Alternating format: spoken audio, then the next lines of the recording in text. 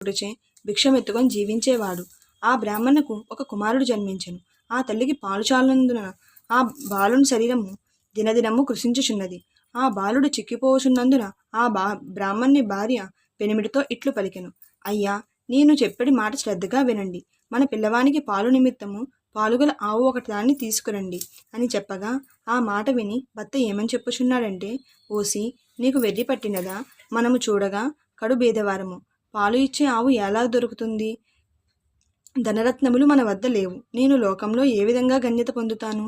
ఎవరికైతే ధన సంపదలు కలిగి ఉండునో వారికే లోకమంతా మర్యాదలు చేస్తుంది. అట్టివారికే లోకమంతా భయపడతారు.